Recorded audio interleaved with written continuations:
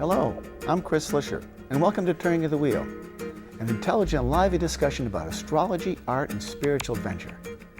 Timing is everything, and as the great wheel turns, we are best prepared when we are best informed. Join me as I explore concepts that allow us to broaden our view of the world. You'll hear interesting topics, meet fascinating guests, and discover who you really are. Using the time-tested practices of astrology, you'll learn how to accept change as the great wheel of life turns. Astrology, art, and spiritual adventure on Turning of the Wheel TV with Chris Flisher. Hello and welcome to Turning of the Wheel. My name is Chris Flisher. This is a show about astrology, art, and spiritual adventure. And today I'm discussing the sign of Capricorn. Capricorn, if you're born between December 22nd and January 19th of any year, you are a Capricorn. So you sort of straddle the New Year's Eve and you're there in the midst of the winter solstice and you're there at Christmas and all those other. So it's a very, very potent sign. It is a cardinal earth sign. Cardinal people. Now all of the modalities, there's cardinal, there's fixed, and there's mutable. Capricorn is a cardinal sign, meaning that it is an initiator. Initiating signs are those who begin things. They're the ones. And being an earth sign, this is the sort of sign you'd expect to see doing just that. They're the ones that dig the foundations. They're the ones that build the buildings. They're the ones that are the great leaders when it comes to sort of starting huge processes and huge ideas. They are goal setters of the highest order. They are also considered to be the hardest working sign of all. They're ruled by Saturn. Saturn is the planet which represents responsibility, duty, doing the right thing. Capricorns are known for their stoicism, their reliability, their steadfastness. In the zodiac world, they are seen as the mountain goat. That is the sort of the character that that is ascribed by astrologers to the Capricorn. The mountain goat is the goat that climbs up, and you see them in the pictures of National Geographic or in atlases or in travel brochures. These goats that are hanging on these craggy edges, unafraid of heights, always climbing higher, higher, higher. That symbolizes very clearly the Capricorn kind of character. They're very accomplished, they're goal-oriented, they can do many things at once and do them all very successfully. You want to hire a Capricorn.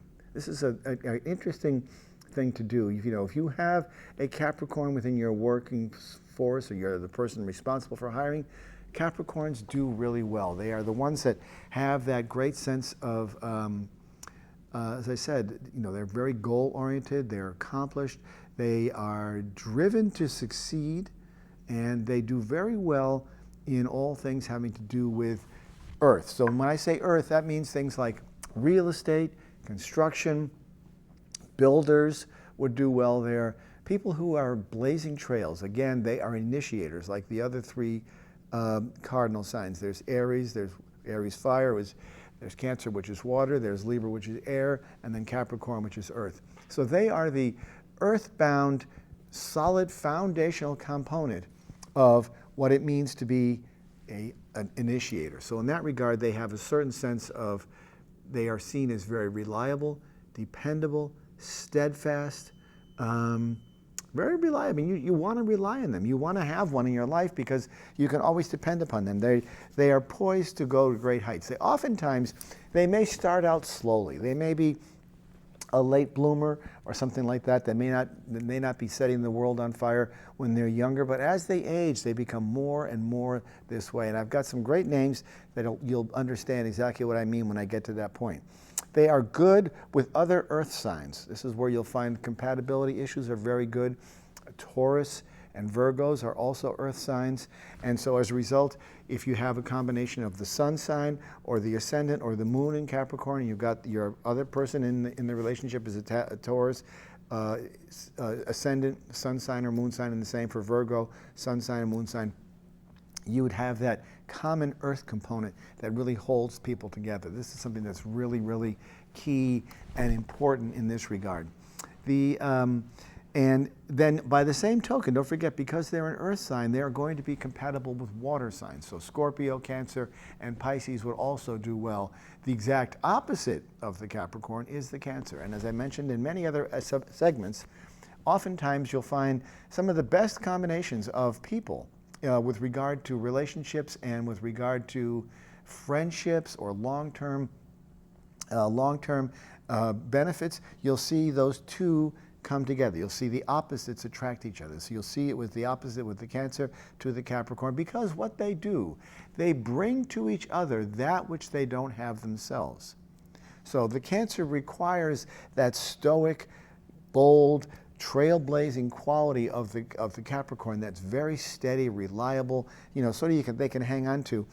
Whereas the Capricorn may turn to the Cancer for that softness, that tenderness, that sort of sense of maternal quality. Because the Capricorns can be somewhat detached in some ways, very quiet, not quite as animated. They're sort of more subdued. This is a way of they sort of put up a bit of a wall between themselves and others. Not always this is not always the case. There's plenty of Capricorns that are gregarious. But again, as I said and many times before, a lot of it comes down to the orientation of the chart.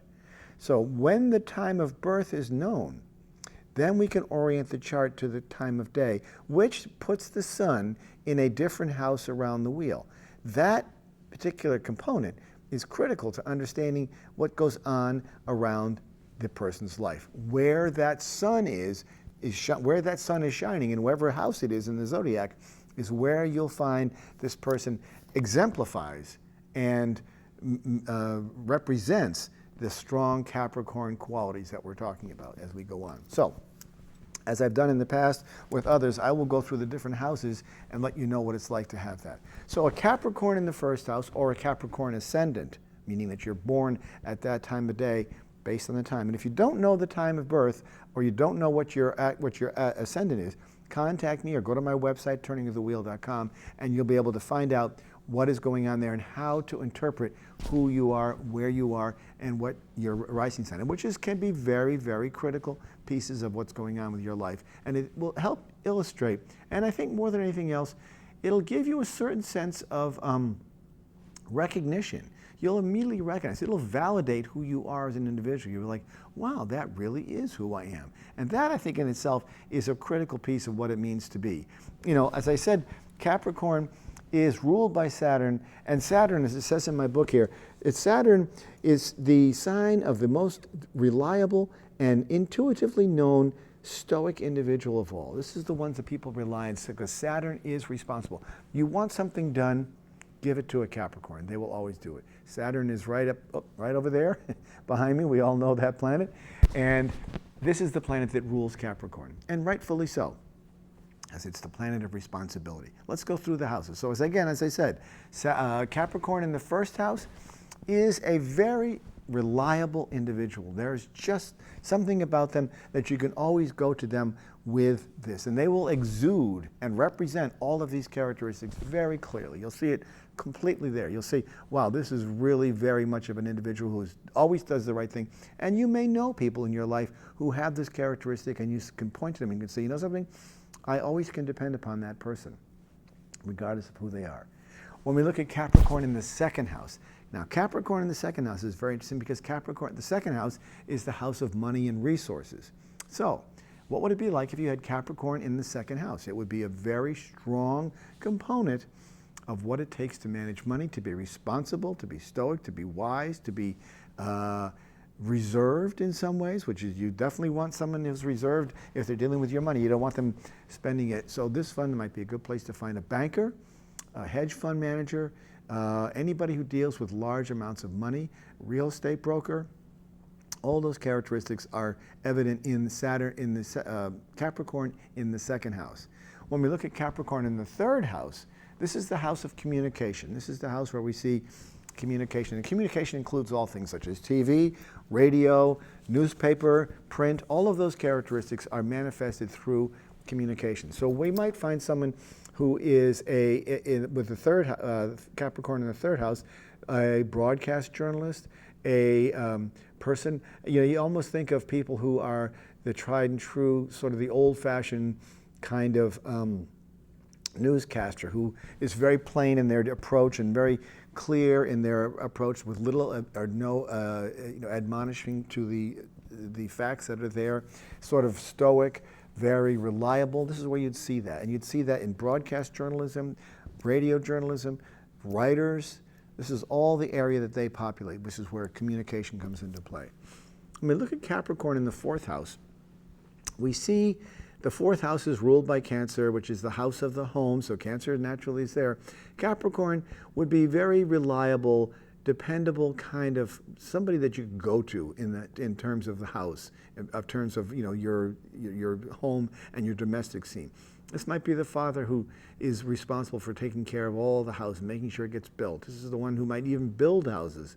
This is the one who's the real the fire starter or the keeper of the flame for the family. Because again, responsibilities, they're very, very responsible people. This is what you want. You want someone who you can give a task to and know that they will follow through. Again, that they may be late bloomers, which means you may not see this characteristic until later in their lives, but you've got to be patient. A Capricorn does move slowly, but they do move and they make great progress when they do.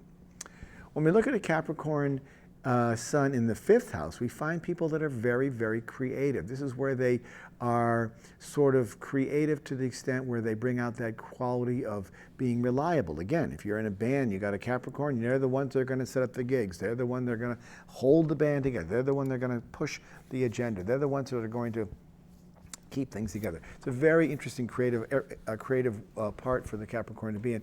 Also, children are in the 5th house as well. So children, a Capricorn with a 5th house would be good with children, would understand the role of the child, and maybe perhaps would let their hair down a little bit more, wouldn't be quite so stoic in that regard.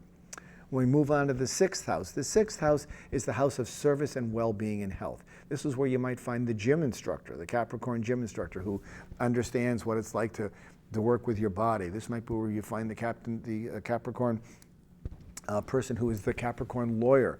A Capricorn lawyer is a marvelously good area.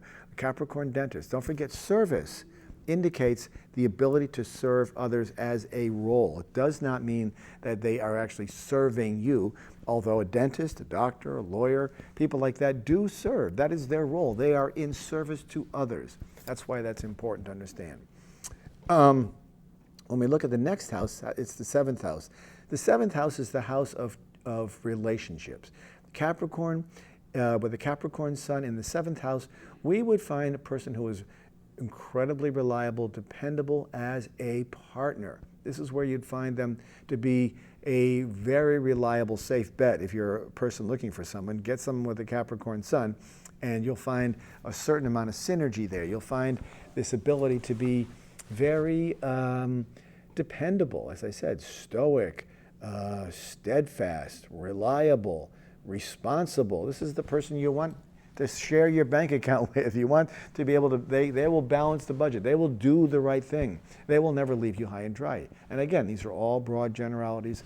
That's the way astrology is. It's only when you get into the granular characteristics of the astrology chart that we really begin to see the nature of what they're doing and how it happens. And that happens only when you know the birth date, place, and time. That becomes where all the broad themes I'm talking about become very, very intense and locked into place as each of the planets in the chart take on different characteristics of the individual.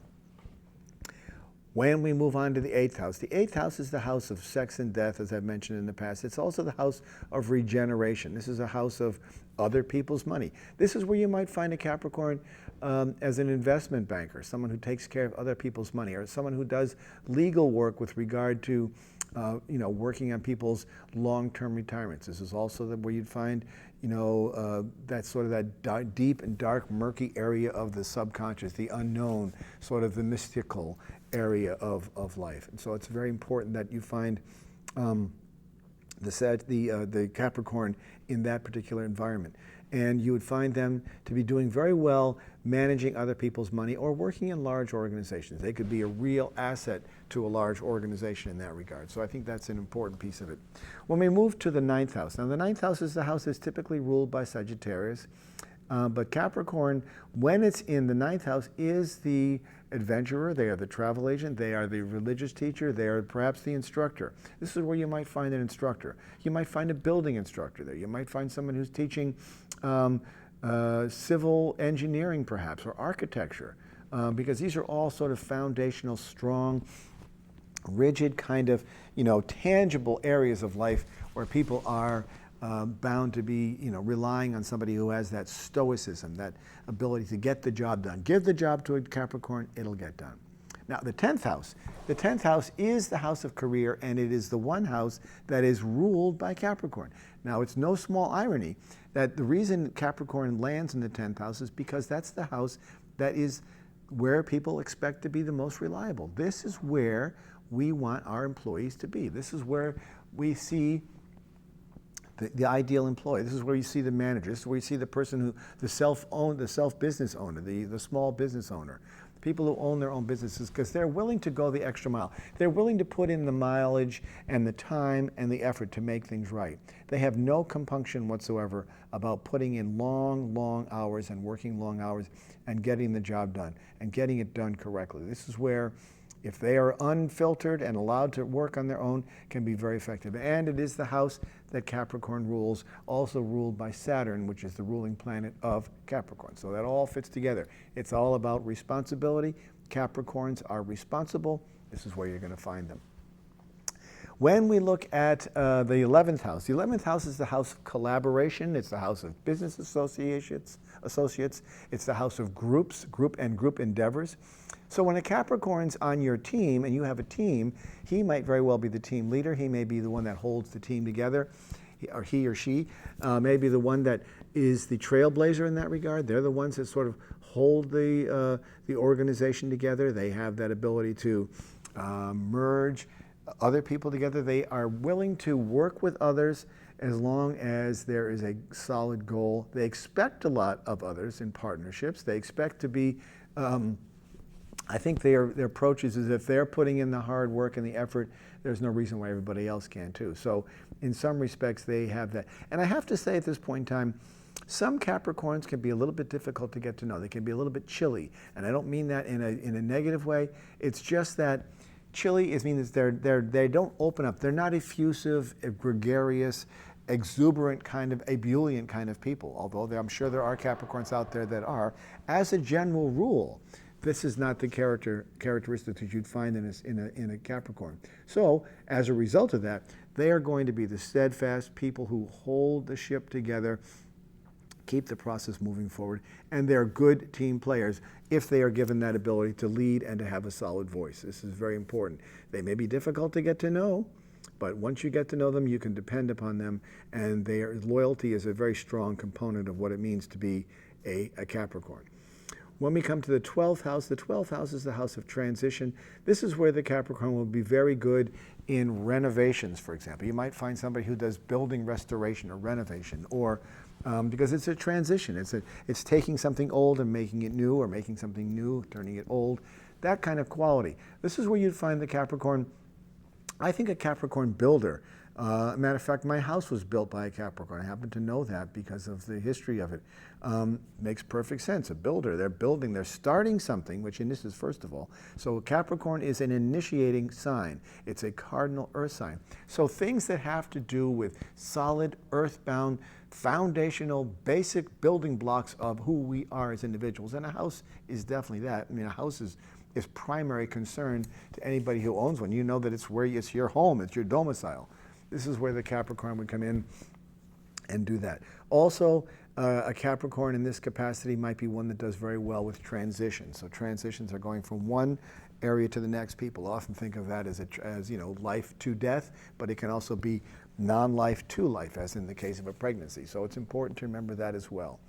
And that curiosity factor is there in as much as they are very good with end of life situations. So you might find a funeral director here, somebody who does work in hospice.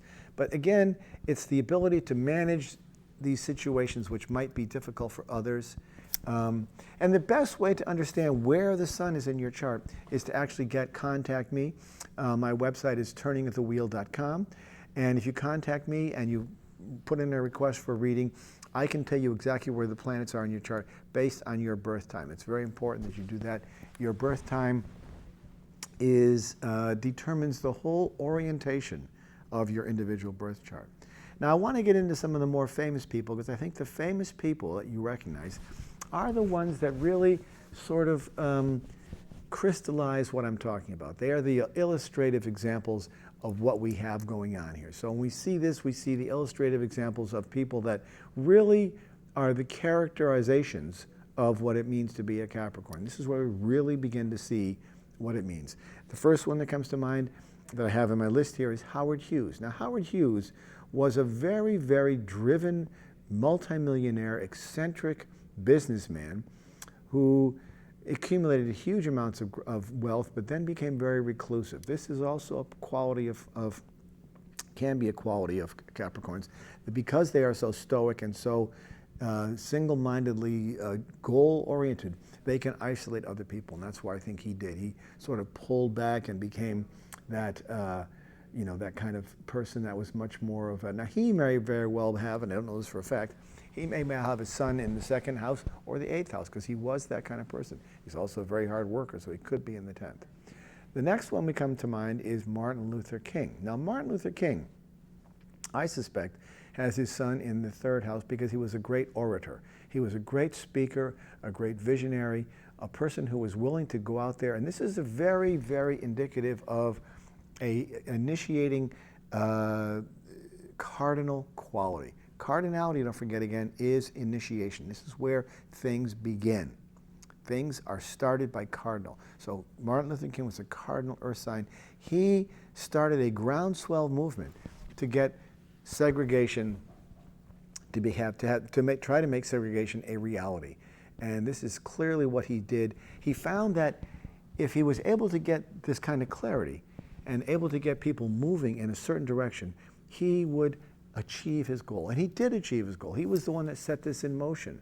We know his speaking qualities. I Have a Dream is one of the most famous speeches of all time. We saw this in him. We saw him doing this, and this is where we see him as a very strong character.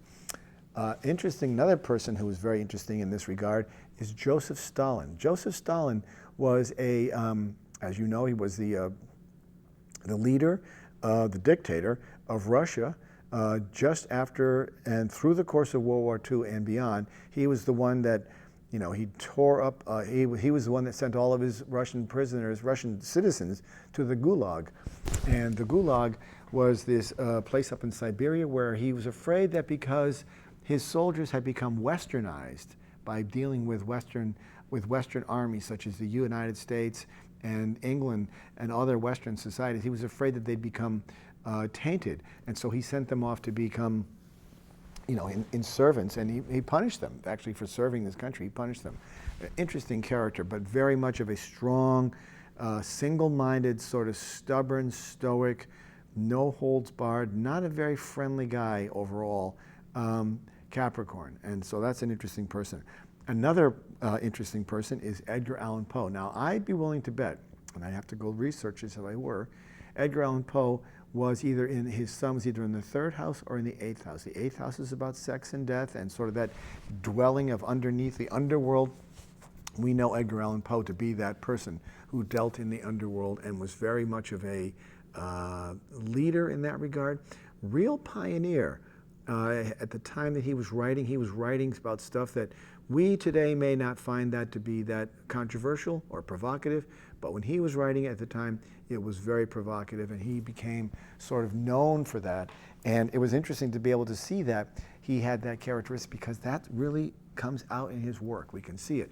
And I guess you have to really sort of wrap your head around these concepts and intellectualize and sort of tease a story out of why these people fit these roles. But they really do fit these roles, especially when you drill down into it. Richard Nixon, another Capricorn. And we know that he was a real builder. He did accomplish quite a bit in his time in office. He also did a lot of other things, we know, but I could easily see him with a 9th house, perhaps as a politician. You find politicians oftentimes in the 9th house. We don't know that. I don't know that right this minute, but I can definitely find that out for you if you contact me. He is someone who rose to great heights, but also sank to great depths. So that's interesting to see him. Speaking of great heights, LeBron James of the Cleveland Cavaliers, I believe it is, the Cleveland basketball team. He brought them the world championship, as we know recently. very much of a goal-oriented driver. A real driving is the word that comes to mind. And when I say driving, I don't mean the car, obviously. I mean he has a real inherent, innate drive to succeed, to climb that great mountain, to accomplish a lot, and he did each time, and he became very, very well known. Interestingly enough, when we get into the next batch of names I have here, 3 of them at least are famous musicians, and I think it's important to understand that this is an area where we see real differences, because the first one that comes to mind is Elvis Presley. Elvis Presley was a real dynamic person. He definitely set the course of rock and roll in his own direction. Not everybody may like him for what he did. He was not known as a songwriter. He was an interpreter, but he did set a new course for music. If he had not been there, the people that followed him would not have been able to go where they went. He had to set the course. Again, initiation. This is a very initiative kind of story. A Capricorn is. The next one, David Bowie, also a very much of an initiator. He is one who set course in a completely new direction, and had he not been there, those that followed him would not have been able to do that either. So both those 2 characters, real trendsetters, they are blazing trails leading the way for music. The third one is Jimmy Page, who was the lead guitarist for Led Zeppelin, also set the stage for heavy metal and sort of wrote the book and defined what heavy metal was all about in some regard, in some people's arguments. Another interesting person with regard to the political realm is Michelle Obama. Now, we saw Michelle Obama as an adjunct to her husband, her famous husband, Barack Obama, but she became a person unto her own. She has that strong family values. She's the one that put the garden in the backyard. She's the one that was an advocate for children and education. She's a very strong component, very brilliant, powerful orator. She has that certain presence, that command of stage presence that you might see in a Martin Luther King, that sort of that fiery passion, almost gospel-like delivery of what she wants. And this is a very key component of what you'd find in a Capricorn also. Muhammad Ali, float like a butterfly, sting like a bee. He was a real pioneer. He broke rules of all kinds to get himself out of the draft. He converted to Islam. He was the world's greatest living boxer. He recently passed away. He was the greatest, and he blazed trails like no other. Very, very fascinating person. One other person who's really well-known is Stephen Hawking. The world-famous physicist is a Capricorn. He also has blazed trails that go beyond anybody's imagination. And finally, the one I have is Benjamin Franklin. Benjamin Franklin is remarkable for what he invented: the library, the post office. His list goes on forever and ever. All of these people have things in common. They have initiation, which means they started things. They have the stoicism to see it through. They have the resilience. They are steadfast. They are goal-oriented. This is what a Capricorn is. And a Capricorn is reliable. They are ruled by Saturn. If you're born between December 22nd and January 19th, you're a Capricorn. You have that cardinal sign. Your ruling planet is Saturn. And if you know one, you know that they're dependable. I guarantee you can probably always rely on them to get you through your toughest times. That is the Saturn. That is the Capricorn. I'll talk to you all soon.